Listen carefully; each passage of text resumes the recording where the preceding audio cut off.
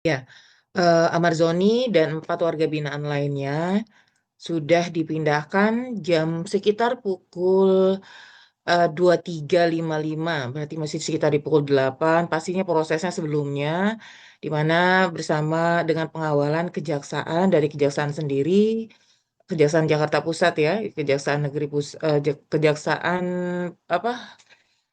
Kejaksaan Negeri Pusat ya, Jakarta Pusat. Selanjutnya bersama dengan TNI, kepolisian juga dan juga petugas dari Direktorat Pamintel, Pengamanan Intelijen Direktorat Jenderal Pemasyarakatan, Amar Zoni dan 4 warga binaan lainnya juga pasti pemindahannya sesuai dengan SOP sampai di Nusa Kambangan, khususnya di Lapas Karanganyar sekitar di pukul 6.55 berdasarkan laporan dari Kalapasnya, Kalapas Karanganyar, dan selanjutnya itu dilakukan prosesi penerimaan.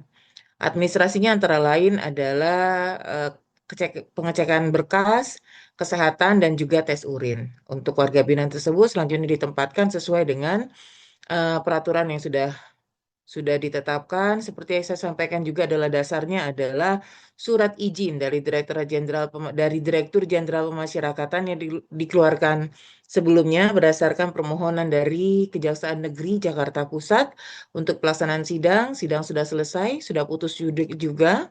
Maka untuk itu Amar Zoni dan kawan-kawan kembali menjalankan pidana di Nusa Kambangan. Oke, mungkin Bu untuk reaksi dari para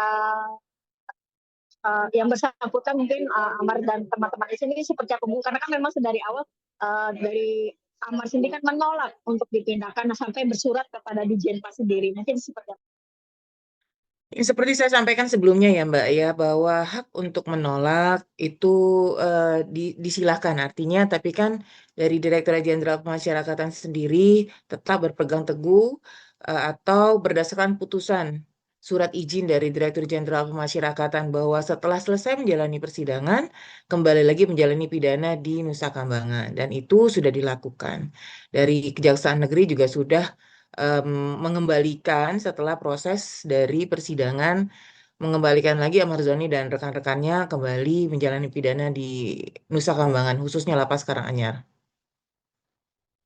Bu, untuk Ahmad sendiri mungkin ada reaksi kah ketika akan dibawa ke MK sendiri? Apakah mungkin sempat ada perkataan dari Ahmad sendiri, permintaan Ahmad, atau mungkin Ahmad menerima saja pasrah ketika dibawa ke MK?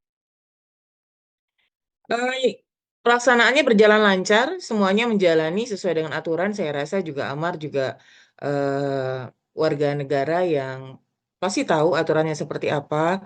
Pastikan upaya-upaya hukum yang dilakukan tetap kita hormati. Kita juga sudah memfasilitasi semuanya terkait dengan Amar dan beberapa temannya lain. Alhamdulillah berjalan dengan lancar sampai dengan tempat tujuan.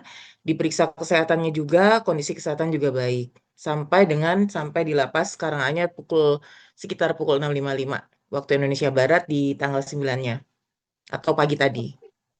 Oke, Bu, untuk pihak keluarga sendiri, kita bicara pihak keluarga sendiri, apakah memang dari kejaksaan ataupun pihak terkait sudah menginfokan sebelumnya, dan apakah ketika pemindahan ini ada pihak perwakilan yang datang melihat atau sebelumnya sudah bertemu Amar? Kalau pemberitahuan, kalau pemberitahuan pastinya nanti pihak Lapas Narkotika sendiri, Kak. Yang pasti kan tidak diberitakan sebelumnya ya, dengan alasan keamanan dan pertimbangan yang lainnya. Yang pasti dari pihak lapas akan berkewajiban atau menyampaikan kepada pihak keluarga. Mungkin sekarang sudah ya, nanti kami konfirmasi lagi, tapi memang tidak diberitahu sebelum pelaksanaan. Setelah pelaksanaan dari pihak lapas, Narkotika sendiri akan memberitahukan perihal pemindahan tersebut, bahwa Amar Zoni dan rekan-rekan lainnya sudah menjalani pidana kembali di Lapas Karanganyar, Nusa Kambangan. Oke, Bu, untuk case sendiri kan Amar kan memang masih dalam penilaian ya Bu ya, artinya masih di high risk ya untuk Ya, Amar sendiri. Nah, untuk ini mungkin apakah masih berjalan karena kan mengingat 6 bulan ya Bu ya untuk penilaian high risk sendiri. Nah, dari sejauh ini apakah memang Amar sendiri akankah kemungkinan bisa lepas dari high risk itu sendiri? Seperti yang sudah kami sampaikan sebelumnya, Mbak, bukan hanya Amar, semua warga binaan yang di Hairis itu punya peluang. Dan kita berharap memang semua warga binaan di Hairis itu akan eh, tidak lagi di Hairis, artinya akan turun tingkat pengamanan dan pemberian pembinaan ke level yang lebih rendah. Berarti yang bersangkutan sendiri mengikuti pembinaan dengan baik dan pembinaan yang kita berikan kepada warga binaan kepada warga binaan Hairis juga optimal. Begitu. Jadi bukan hanya saya tidak hanya berbicara masalah Amar, semua warga binaan yang di high risk itu bisa keluar ataupun bisa pindah ke lapas dengan tingkat pengamanan yang lebih rendah lagi. Kayak saya sudah pernah mencontohkan, seperti sekarang ini ada dua dari warga binaan di lapas terbuka di Nusa Kambangan yang sebelumnya ada di high risk, di one man one cell. Tapi sekarang karena yang bersangkutan itu pembinaan dengan baik dan hasil asesmen juga baik, menunjukkan perilaku, maka yang bersangkutan sampai saat ini ada di lapas terbuka, di mana di lapas terbuka tersebut yang bersangkutan bisa berinteraksi langsung dengan masyarakat dan di lapas terbuka juga itu tidak tanpa jeruji ya. Itu bagian dari kita sebagai proses integrasi kita kepada masyarakat, warga binaan kepada masyarakat, karena pastinya warga binaan nanti akan kembali pada masyarakat. Seperti itu. Berarti sejauh ini kondisi sehat ya Bu ya, ketika aman dipindahkan, tidak ada Sehat, mengeluh apapun, sakit apapun. sehat, sehat.